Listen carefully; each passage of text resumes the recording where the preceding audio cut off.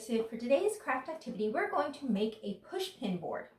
And to make the board, we're going to need a couple supplies. And I'm going to give you two different options, just slight variations. First, whatever option you choose, you're going to need cardboard. You're going to need some cloth, and you want enough cloth to cover your cardboard. You're also going to need some scissors or a box cutter to cut out your cardboard, and possibly for your cloth as well. And then you're going to need a hot glue gun with some hot glue and some staples and a stapler. Now, optional, semi-optional, is some twine or string. You're going to need at least a little bit of this. You could also use yarn.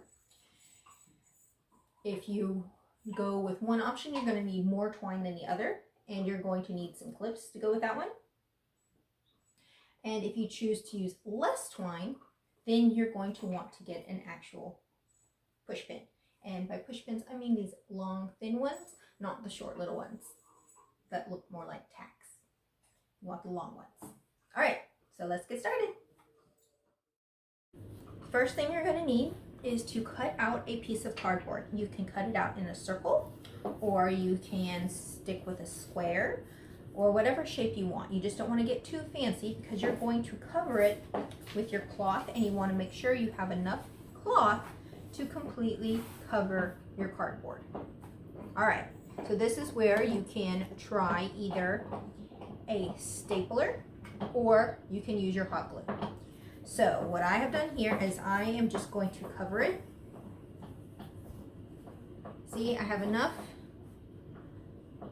to cover my entire circle. All right, and I just want to place it so that it is in a good spot. Okay, to start us off, I'm going to experiment a little bit with the stapler. So here I have put one staple in, and you want to make sure it's nice and tight, but the staple does go all the way through, depending on how thick your cardboard is. So if you don't mind that, you can continue to use the stapler. If you don't want the staple to show through, you can always use your hot glue. So that's what I'm going to use, is my hot glue. So you would just start off and put hot glue all around the edges, and then you're going to fold the cloth over. And you want to make sure that when you're folding, as you're folding over, you're keeping the cloth nice and tight. All right, so I'm going to continue doing this all the way around with my hot glue, and then I'm going to fold my cloth over the edges.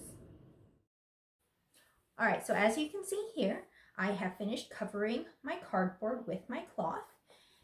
I glued it all the way around. Staples work as well. You're just going to have to do them very small, close to each other. And again, they may come through to the other side, depending on how thick your cardboard is. And then I cut off all of the extra cloth that I had.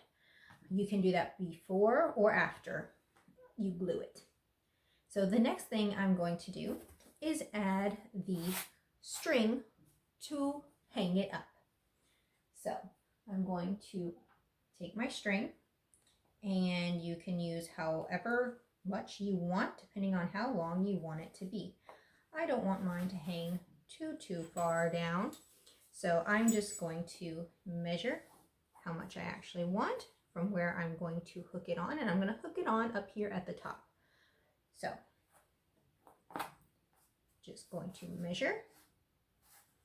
I'm going to make sure I have a little bit more than I think I might need, just in case. Then I'm going to flip it over, and whichever one I want to use as my top.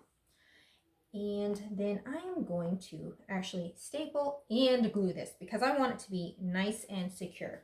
And this is how far it's going to hang down. So if I want it a little bit shorter, I would just make a shorter string or cut it a little bit shorter. So I'm going to staple, and I'm going to staple a few times just to make sure it is nice and secure. And then just to be safe, I'm going to glue it.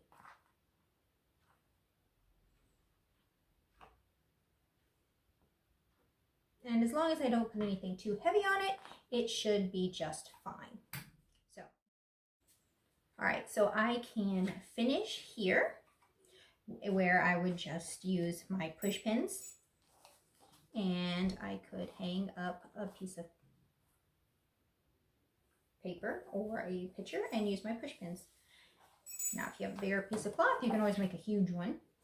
Or I can continue on. And now I'm going to show you how to continue on if I want to use more string and crisscross it and use the clips to hang pictures versus using the push pins. All right. All right, so for our next step, we are going to take a longer piece of string and we're going to zigzag it across. So you'll want to start at whatever height. You can zigzag as many times as you want. However, you might want to keep in mind how big of a picture is going to hang down. So that kind of gives you an idea of how many zigzags you want. So I'm just going to zigzag about 3 times. And we're going to attach each of these around the back. So I just kind of measured it out here, and I'm going to cut my end. And then I'm going to go flip it over, and I'm going to attach it around the back. So I'm going to start with my end, and I'm going to attach it the same way I did my string that we are hanging it by. I'm going to staple it once, maybe twice. And then you can even glue it. And then I'm going to have it's going to go across. You can peek at the front to make sure it's going on the right spot. Then I'm going to hook it on this side. And I'm not going to cut each string separately. I'm going to try to keep them together.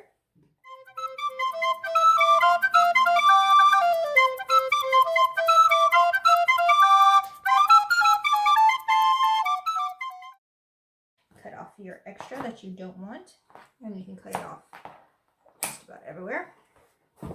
And then when you flip it over, it'll look like this depending on how you did it, and you can use your clips to hang pictures. And here we are. You either have a push pin board or a hanging picture board. Ta-da!